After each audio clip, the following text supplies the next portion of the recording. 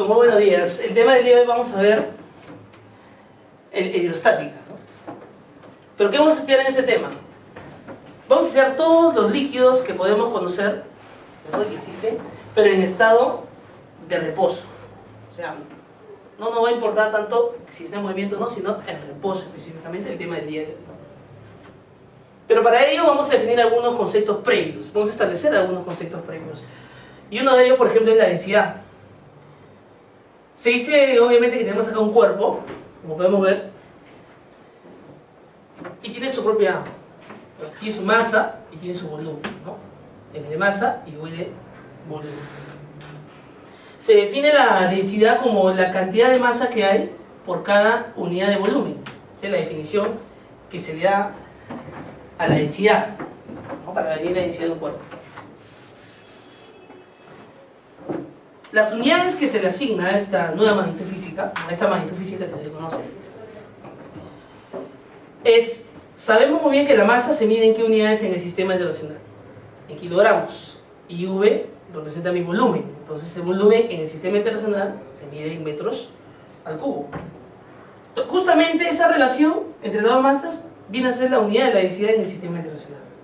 Es decir, kilogramos por metros cúbicos. ¿Ok?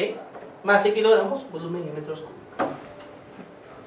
Entonces, una forma de interpretarlo, por ejemplo, sería en esta de acá, ¿no? Si yo digo que un cuerpo tiene 40 kilogramos por cada metro cúbico, ¿qué estoy diciendo? Que si tengo, por ejemplo, un metro cúbico de ese cuerpo, yo inmediatamente puedo decir que tiene 40 kilogramos de masa. O sea, ese metro cúbico de cuerpo tiene una masa de 40 kilogramos. Si tengo, por lógica, si en un metro cúbico tengo 40, en 2 metros cúbicos, podría decir, con esta densidad que conozco del cuerpo, que tiene una masa de ¿cuánto? De 80 kilogramos, ¿no? Por 2 por 2. Y así puedo sacar una relación. Sabiendo solamente su densidad, puedo establecer cuánta masa tengo por cada unidad de volumen. La segunda magnitud que debería conocer, y que lo voy a definir acá, es la presión. Entonces, para ello tengo que establecer un caso, ¿no? Que tengo una superficie, por ejemplo acá, una superficie, y obviamente que es una superficie que tiene una determinada área,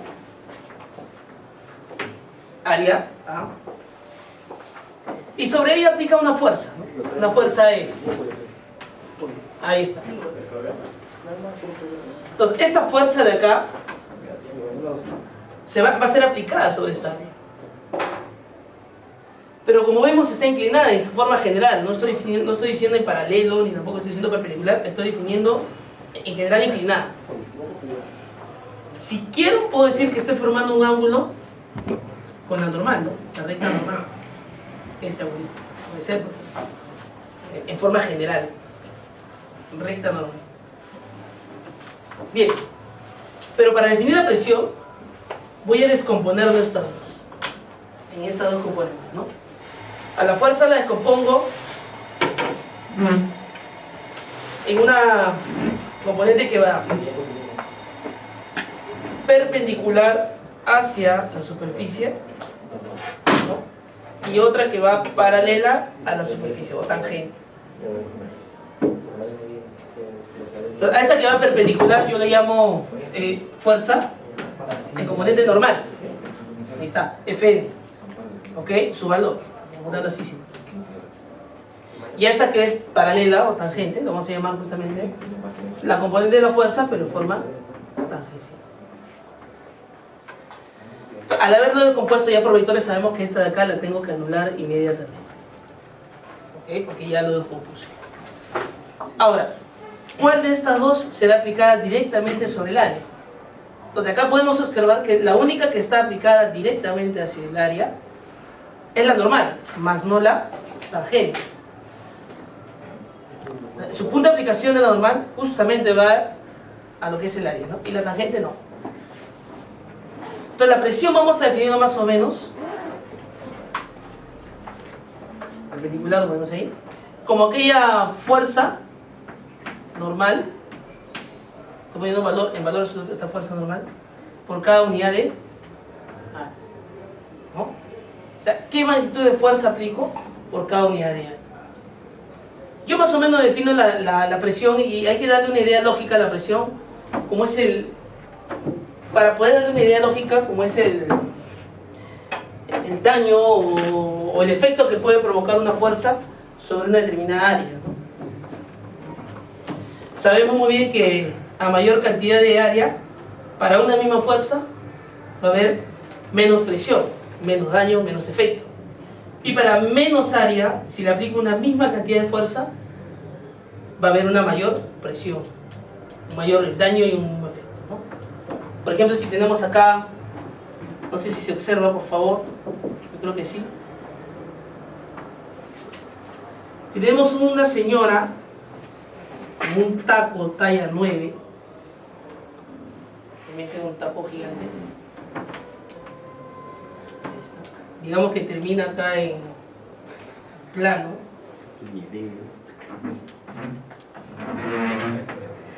¿cierto? Digamos que la señora tiene una masa de 100 kilogramos.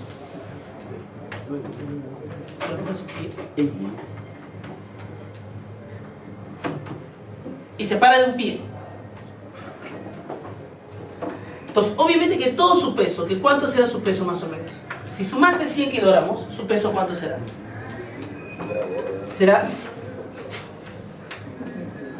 1000 newton. Se para de un pie. Yo te pregunto entonces, si estás saltando en un pie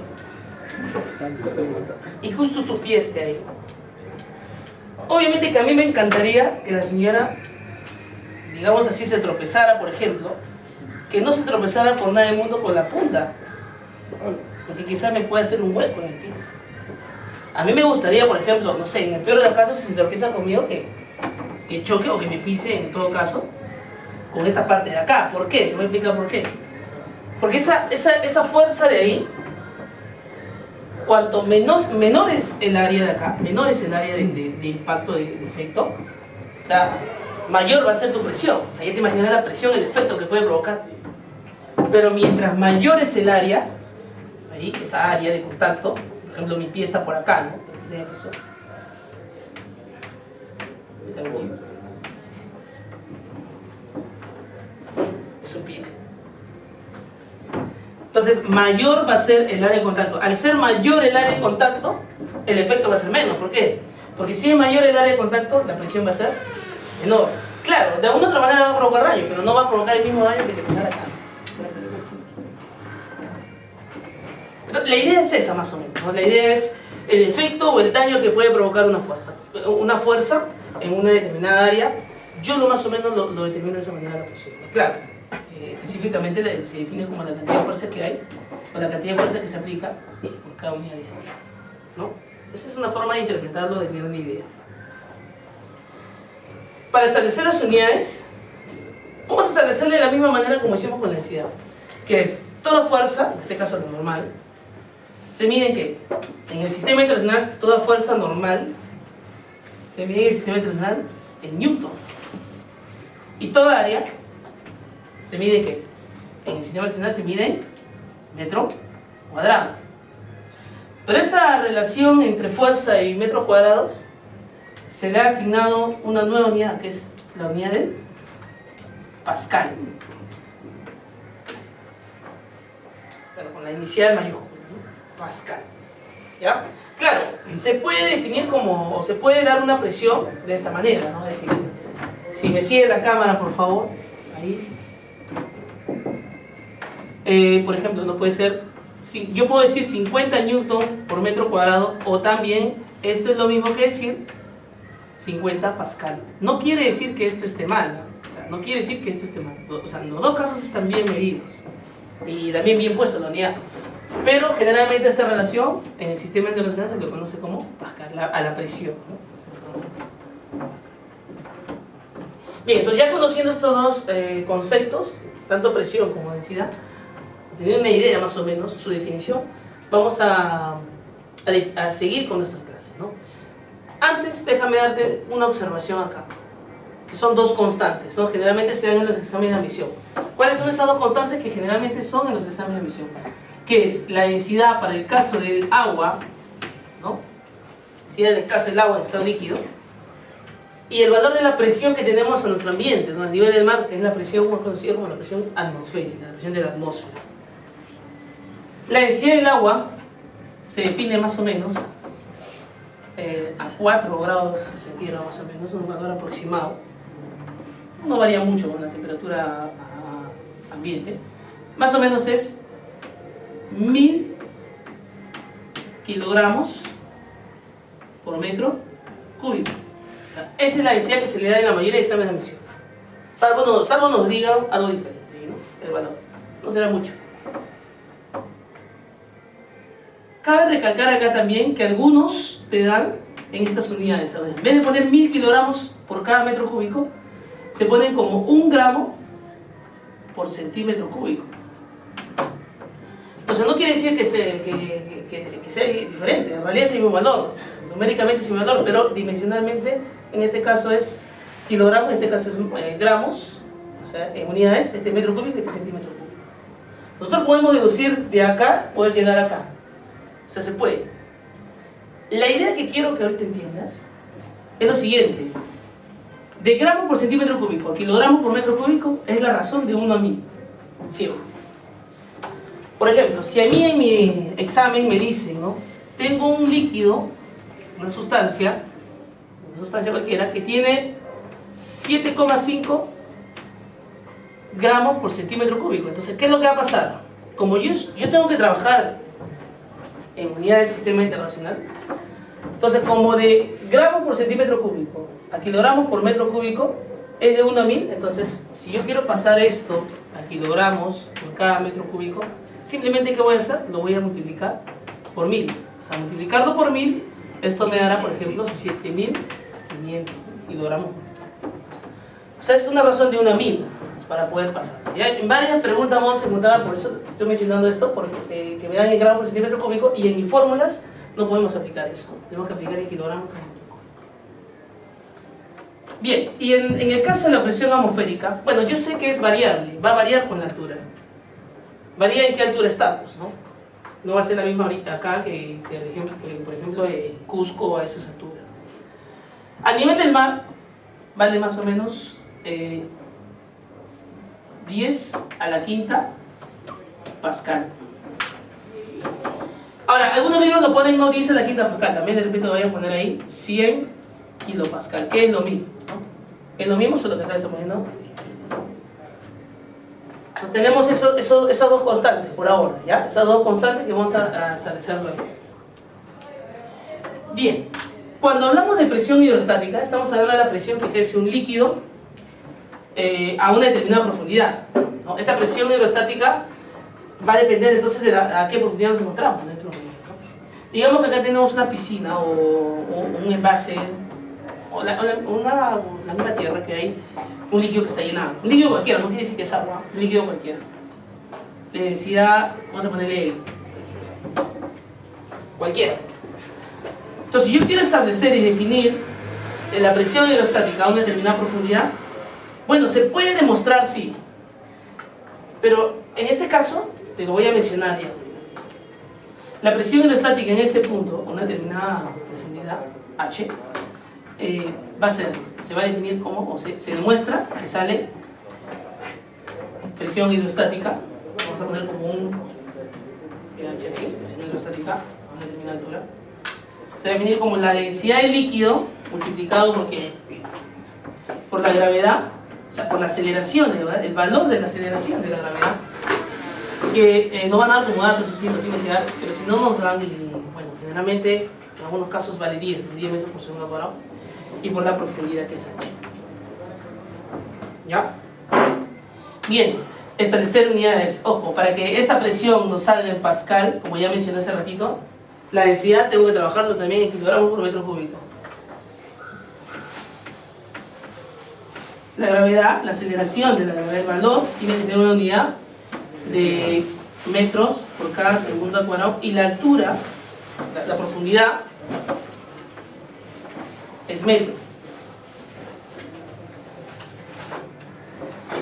Ahora, tenemos eso de ahí, ¿no? Esa es la presión hidrostática, la presión a temperatura H. y la presión, pero claro, existe una diferencia entre presión hidrostática y la presión absoluta.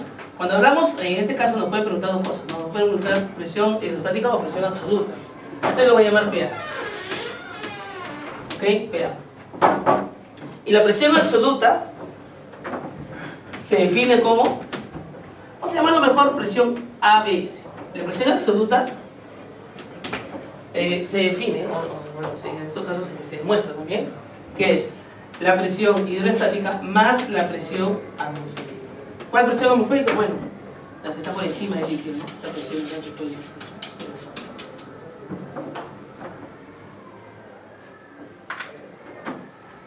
Bien, eso es lo que se refiere a la presión hidrostática y la presión absoluta. Vasos comunicantes. Vamos a definir lo que es vasos comunicantes. ¿Qué cosa es vasos comunicantes? Vasos comunicantes, ¿qué nos dicen los vasos comunicantes? ¿No? Nos dice lo siguiente. Si tenemos unos envases acá, y por acá está entrando líquido,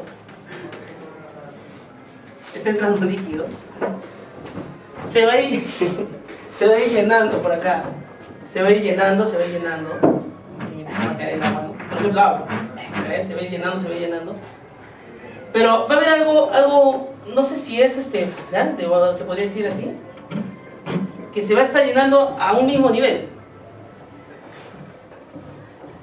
O sea, va a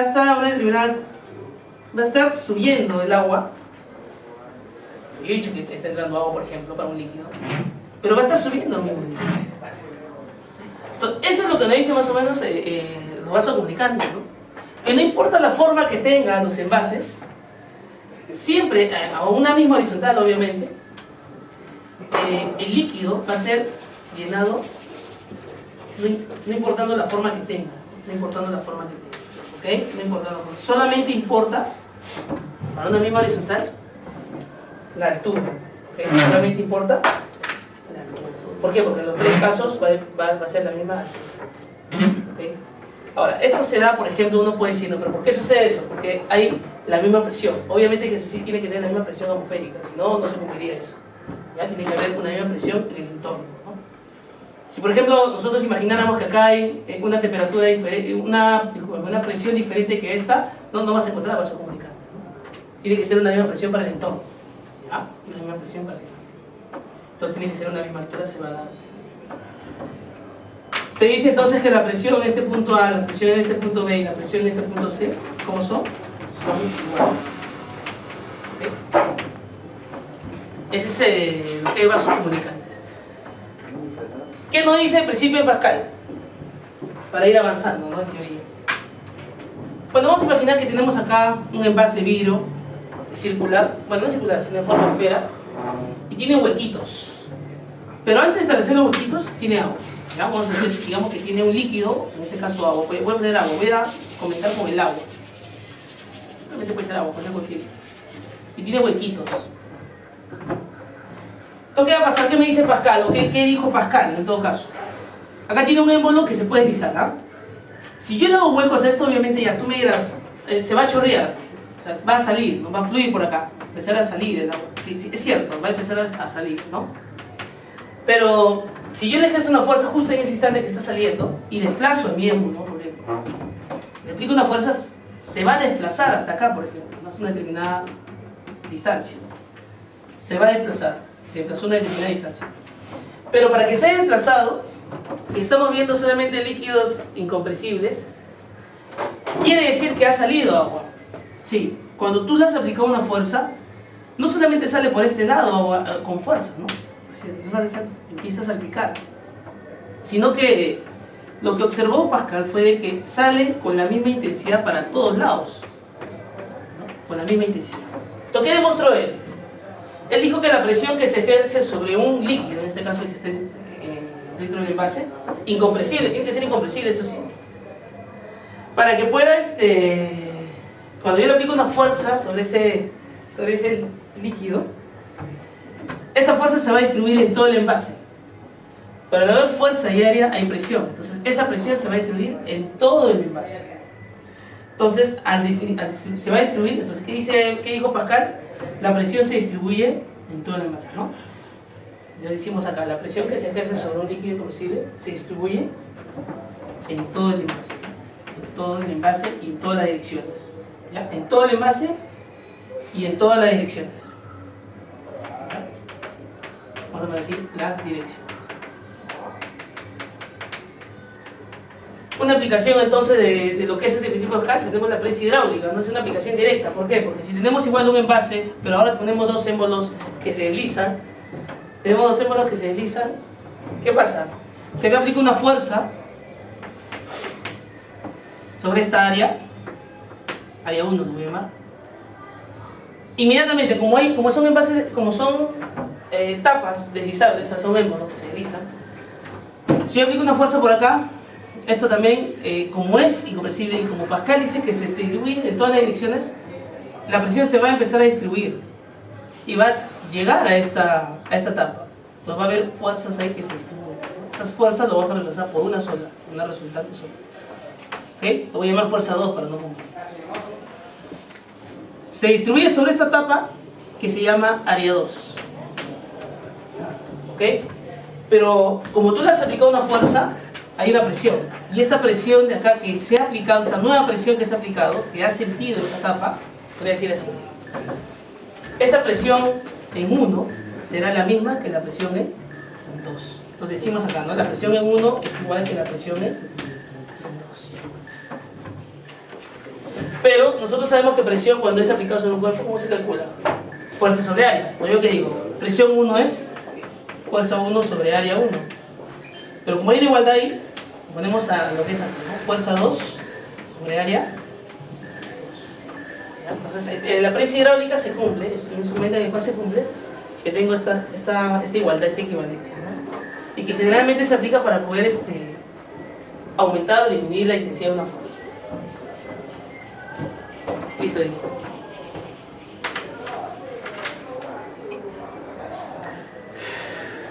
Continuando con el tema, vamos a ver lo que es ahora ya la última parte de este tema, que es la fuerza de empuje. Pero ¿qué cosa es el empuje? Porque ¿me da una idea de qué fuerza? Sí, el propio nombre lo dice. Cuando tenemos un líquido y un cuerpo sumergido sobre él, ese cuerpo no necesariamente se hunde, puede flotar. ¿De qué va a depender? ¿Por qué sucede eso? Vamos a hacerlo ahorita. Digamos que este es un líquido cualquiera e introducimos un cuerpo. Si introducimos un cuerpo, digamos que no se hunde. Cuando el cuerpo está sumergido en el cuerpo, en el líquido, el cuerpo está sumergido en el líquido y no se hunde, es porque debe existir alguna fuerza.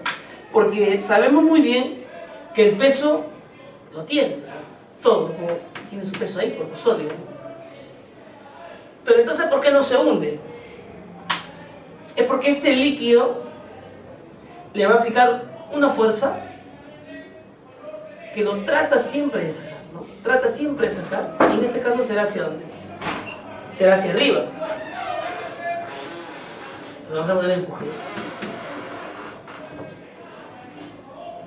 Ahora, ¿esta fuerza siempre va a actuar? Bueno, solamente esta fuerza empieza a actuar cuando parte del cuerpo esté sumergido.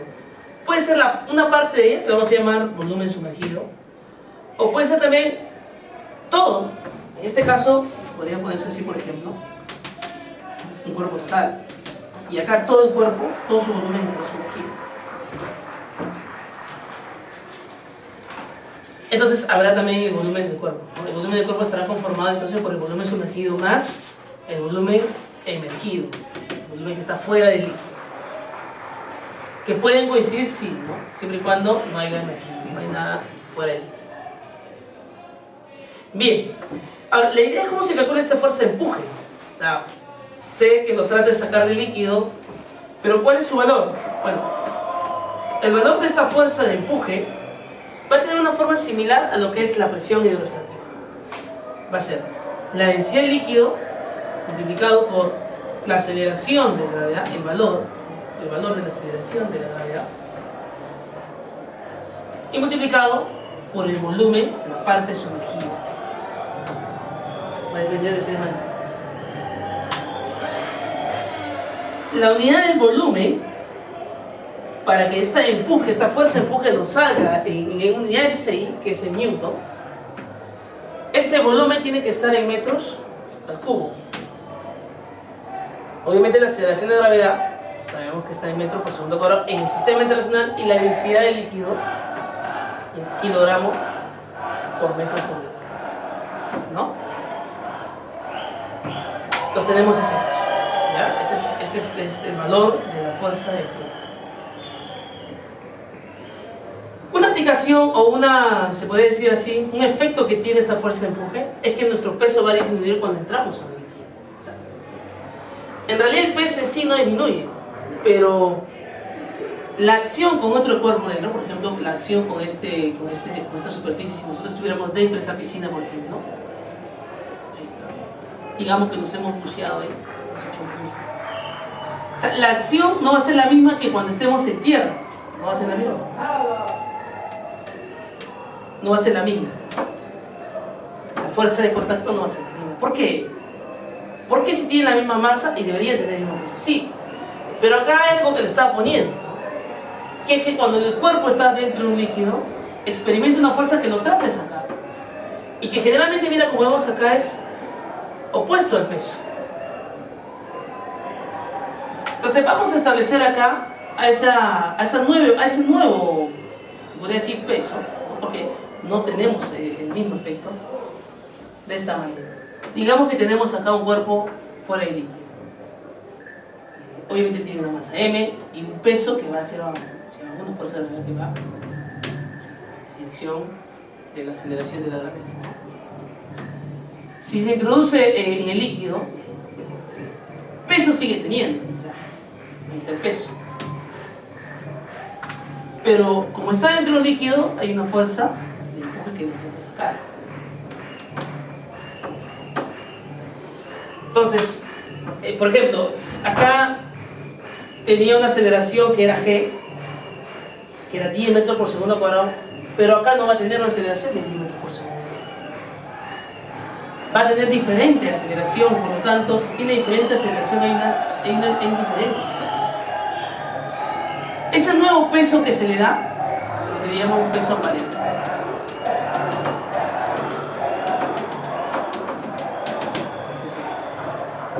Ese peso aparente nuevo, se puede decir ese peso aparente, así, aparente. El peso aparente se calculará como el peso real, es decir, peso real, pero a eso le vas a quitar el empuje. Eso va a ser el nuevo peso que supuestamente tendrías, ¿no? Dentro de un líquido, ¿no? No es que tu masa haya disminuido ni que la aceleración de la gravedad haya variado, simplemente que al haber otra fuerza mi aceleración varía, y al variar mi aceleración va a variar la fuerza, ya no va a ser el mismo peso, va a ser un diferente peso, que le llamamos peso aparente. Ya, entonces, esa es la formulita que me permite calcular el peso aparente. Los tres, como vemos, si son fuerzas, tienen la magnitud que se. De todo lo mencionado que hemos visto hasta ahorita, nosotros vamos a dar dos ejemplitos, dos problemas a modo de ejemplo, que es el problema número 14 del libro de Hidrostática 1, ya combinando los dos temas en sí, que me dice lo siguiente, por ejemplo, el problema número 14. Dice, en este gráfico, calcula la presión del aire encerrado en Pascal, o sea, la presión del aire. Ya me pide la presión del aire. Como estamos considerando acá un envase o un gas, se podría decir, ideal, vamos a considerar un gas ideal, no es el mejor o el apropiado, pero al considerar este tipo de gas, un gas especial, es que la presión en todos los puntos ejerce sobre el envase que está encerrado, ¿no? Debe ser el mismo, ¿no? Es decir, la presión que siente acá debe ser la misma presión que siente en cualquier punto. Vamos a poner así, presión de la letra A. En este punto siente una presión que es la misma en todos los casos. Voy a poner una letra que es acá la letra X. ¿Ya? Esta presión va a ser sentida en todo. Ahora, se observa que del gráfico que esto vale 1 metro, esto vale 3 metros y esto vale 3 metros. y este es agua. Entonces, ¿qué tenemos ahí? ¿Cómo calculamos la presión del aire, que es la misma presión en cualquiera de estos puntos? Lo voy a poner PX, ya, en X, que es la presión del aire. Entonces, la idea para solucionar este tipo de preguntas es tomar al punto más bajo el contacto entre los dos líquidos, entre las dos sustancias, ¿no? ¿Ya? A la separación entre las dos sustancias, esa separación más baja que haya, que tenga este sistema, a eso lo vamos a tomar como un punto de referencia. Entonces lo que yo voy a hacer es lo siguiente: voy a tomar mi punto de referencia acá. Lo que tengo que hacer siempre es trazar una línea que, como ya sabemos por vasos comunicantes, como está a una misma altura respecto de la superficie, tiene que ser la misma. O sea, la presión en X tiene que ser, por ejemplo, la presión acá. Por vasos comunicantes sabemos eso. Entonces, ¿qué digo? La presión en X tiene que ser igual a la presión. A esta recta también se le llama una isóbara, ¿no? Porque tiene la misma presión. Ahora, pero preguntémonos, ¿qué presión es la que siente en X, en el punto X? Bueno, la presión que siente en el punto X, como hemos dicho ya, es la presión del aire. Y es la que me pide ya. Pero esta presión también es igual a la presión en el punto Y. Y la presión en el punto Y es la presión de toda esta capa de acá. Pero no solamente esta capa, que es la hidrostática, sino también la presión del medio ambiente, porque mira acá, el gráfico, en tu gráfico se observa que está abierto. Entonces ya no podemos hablar solamente de la presión hidrostática, sino hablar también de la presión atmosférica. Entonces la que siente en el punto Y es una presión absoluta, ¿no? Que como ya sabemos y ya se mencionó, ¿no?, hace instantes, la presión absoluta es la presión hidrostática más la presión atmosférica. Entonces ya tenemos los datos, pues, porque mira acá, presión del aire será presión hidrostática. Como estamos haciendo un problema aplicativo, lo que se ha avanzado en teoría es la densidad del líquido, que en este caso, ¿cuál es? Agua, y eso es 10 al cubo, 1000, multiplicado por la aceleración de la gravedad, que vale 10, y por la altura. Se había dicho que la presión depende de la altura, estoy hablando de la hidrostática. ¿Cuál es la altura de todo esto entonces? Es 3 más 1. 3 más 1 será, bueno, en este caso 4. Lo ponemos acá. Más la presión atmosférica, que me dan el dato, que vale 10 a la quinta, ¿no? 10 a la quinta, yo lo voy a poner 10 por 10 a la cuarta. Conveniencia. ¿Ya? ¿Por qué? Porque si nosotros lo ponemos así, nos quedará lo siguiente, ¿no? Acá tengo 10 al cubo por 10 sería 10 a la cuarta, por 4 sería 4 por 10 a la cuarta, y acá es 10 por 10 a la cuarta, o sea nos va a quedar 14 por 10 a la cuarta Pascal. O sea, eso va a ser la presión que siente o que debe tener el aire para que este esté en equilibrio, ¿no? Recuerda que para que esté en equilibrio estas presiones, como tienen que ser iguales, ¿ya? Esa presión debe tener, o es la que tiene el aire ahí, puesto que mi sistema se encuentra 14% a la cuarta. Ahora, ese es el problema de hidrostática, de lo que es presiones. Hemos combinado presión hidrostática, presión absoluta, ¿no? Y ahora vamos a ver lo que es un problema de hidrostática, lo que en el texto aparece como lo que es la fuerza de empuje. Yo lo llamo hidrostática 1, que abarca ¿qué cosa? Presión sobre todo, ¿no? Presión, vasos comunicantes. Eso es lo que avanza, eso le llamamos a hidrostática 1, ¿no? La primera parte que hemos visto hacer. Y en esta segunda parte, que tiene que ver con fuerza, empuje y peso aparente, vamos a ver una aplicación de lo que es justamente la fuerza empuje, ¿no? Pero con peso aparente, que es el problema 15 de tu libro, ¿no? Bueno, en este caso, cuarto secundario, ¿no? Libro de cuarto secundario que dice hidrostática, que es un problema, vamos a ver acá, hidrostática 2. Que es un problema UNI que vino en el examen de admisión UNI en el 2010-2. Entonces ese es el examen de admisión que vino. ¿Por qué me dice este examen de admisión? Me dice lo siguiente, esta pregunta, ¿no? Un objeto tiene un peso aparente de 2,5 newton. Ya, mira, pero cuando está sumergido en agua. Está sumergido en agua, tiene un peso aparente de 2,5 newton. Entonces ponemos acá agua. Sí, ponemos agua. En agua, el peso aparente será 2,5. Ya está. ¿Ok? Pero cuando se sumerge en aceite, su peso aparente es 2,7. Allá, ponemos acá AC de aceite. Su peso aparente será 2,7. ¿Ok? Y con ese dato me piden hallar, determina el peso real del objeto en newton. Determina el peso real del objeto. Bien, entonces para desarrollar este tipo de problema vamos a hacer lo siguiente. Por definición de peso aparente será peso real. Por ejemplo, para el caso del agua, ¿no? Será peso real, que es lo que me piden hallar, menos el empuje, pero ¿dónde? Será en agua. Y para el aceite también igual, será el peso real. Como es peso real, tendrá el mismo valor, ¿no? Acá y acá tendrán el mismo valor porque es el peso real. Y esto será el menos el empuje en el aceite. Así lo voy a poner. ¿Ok? Así lo voy a poner.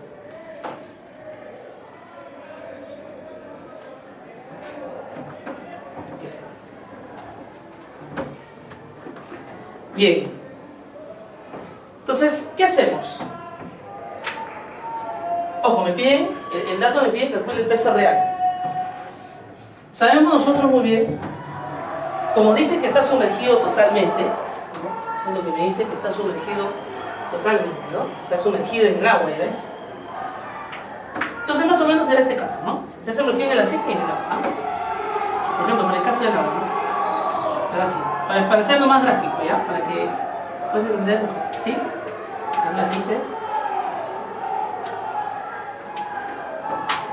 Acá una línea que representa el aceite, el agua, disculpa, y acá una línea verde que representa el aceite. Este es mi cuerpo que está sumergido en agua, este es el cuerpo que está sumergido en aceite, el mismo cuerpo.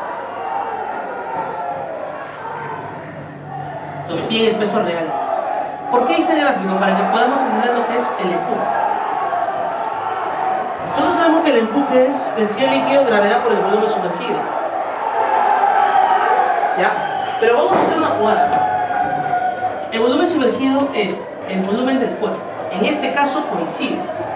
¿Por qué? Porque toda la parte sumergida está dentro del líquido. El volumen sumergido es igual que el volumen del cuerpo.